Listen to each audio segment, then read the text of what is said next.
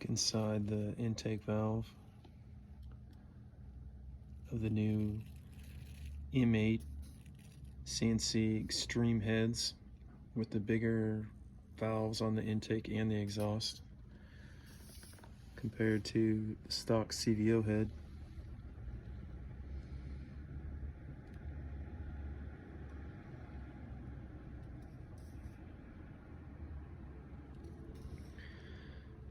You can see that the springs are a lot smaller on the stock CVO